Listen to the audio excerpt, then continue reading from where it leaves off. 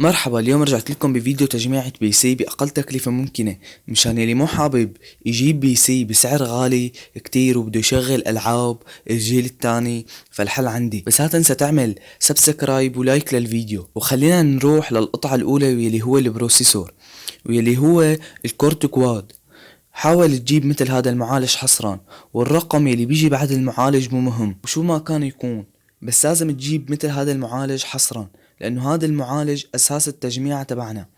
التكلفة الرخيصة وتشغيل ألعاب الجيل الثاني، وألعاب الجيل الثاني لازم تكون معالجاتها 4 أنوية. إذا كانت أقل من 4 أنوية فما رح يشغل لك ألعاب الجيل الثاني. وأنا بعرف إنه هذا المعالج قديم كتير، ولكن بيعطيك أداء حلو بالألعاب، وفعليا من تاريخ إصداره ما في معالج ب4 أنوية، وكل المعالجات اللي نزلوا قبل هذا المعالج بنواتين. وخلينا نروح للقطعة الثانية اللي هي البورد ما رح اجبرك بشي محدد او ماركة محددة او نوع محدد، بس في شغلة ركز عليها وانت عم تشتري المذر بورد. حاول تجيب مذر بورد تكون ب4 مداخل رام، فهذا الحل المثالي لو كنت حابب تطور تجميعتك بالمستقبل. السبب انه تاخد مذر بورد ب4 مداخل رام لانه هذا الشي رح يساعدك بالتطوير، لانه انت لو بدك تطور مثلا لل8 جيجا رام فهذا الشي رح يساعدك كتير.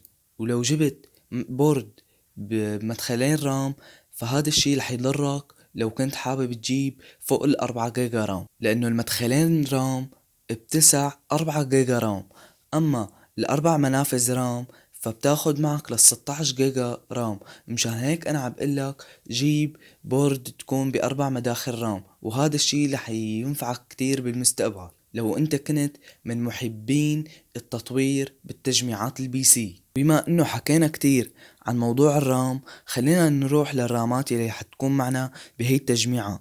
وبنصحك تجيب فرد مرة 4 جيجا رام مشان تحسن من اداء تشغيل الالعاب براحتك، ولا تجيب لا 2 ولا 3، وريح راسك وجيب دغري 4. حتى لو كنت حاطط ببالك تجيب أعلى من ال4، أنا عم بعطيك الحل الوسطي. جيب 4 جيجا رام وبعدين أنت براحتك بتطور فوق ال4 جيجا رام، ولكن حصرا جيب 4 جيجا رام، يعني تحت ال4 لا تنزل، خليك 4 جيجا رام وانت طالع. ومشان نوع الرامات رح تسألني انه جيب دي دي ار 1 ولا دي دي ار 2 ولا دي دي ار 3.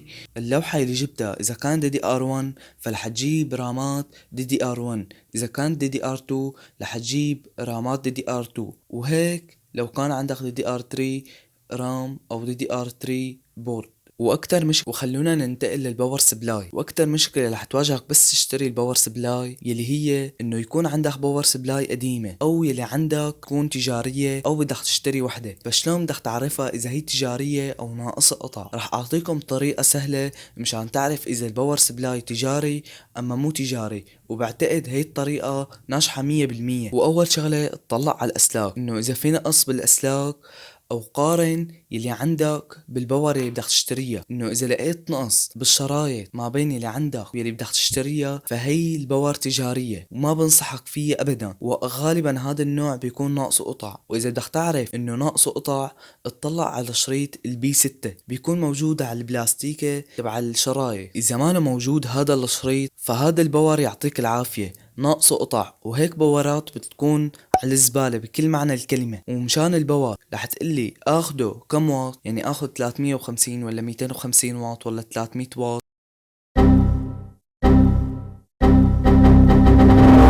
رح قلك خود 500 واط وريح راسك. حتى لو بدك تدفع بالسعر الزيادة قول للزلمة اللي بده يركب لك، قل له خد مصاري زيادة وركب لي 500 واط، وهذا الشي بفيدك كتير بس تتطور طبعا، وهذا بيعطي راحة للبي سي بسحب الطاقة. اما الهارد ديسك فبنصحك تاخد اس اس دي وريح راسك، لانه خلص رح يفرق معك بالالعاب وبالاداء وبالاقلاع. والاتش دي دي تقريبا بطل نوعا ما، يعني اذا الوضع عندك ماله مناسب ومطفر وما معك تجيب اس اس دي مشي حالك بالاتش دي دي، ولكن بس فكرت تطور بالتجميعة دغري طور للاس اس دي. ولكن بنصحك بالاس اس دي. مشان تعرف الفرق بين الاس اس دي والاتش دي دي اترك لك رابط بصندوق الوصف، سويت عنه شرح مفصل بالفيديو السابق. ومشان الحجم خود 320، وانا بعرف انه ما رح تستغل كل هالمساحة، ولكن مشان تريح راسك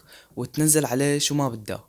اما الكيس فخود يلي بدك اياه، والكيس ماله ضروري، يعني البي سي بيشتغل بكيس وبدون كيس، يعني اذا بدك حط القطع كلياتها بكرتونة وبيمشي الحال.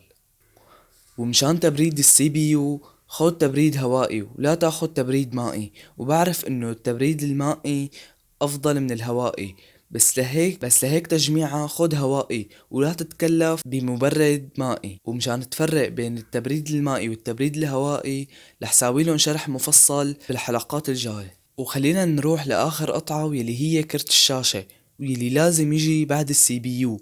وبكرت الشاشة معك خيارين إذا أنت ببلد ما بتوفر فيها كروت شاشة كتير، فخود ال AMD Radeon HD، ورح يظهر قدامك على الشاشة كم كرت من ال AMD يكونوا من الفئة المتوسطة ويكونوا HD.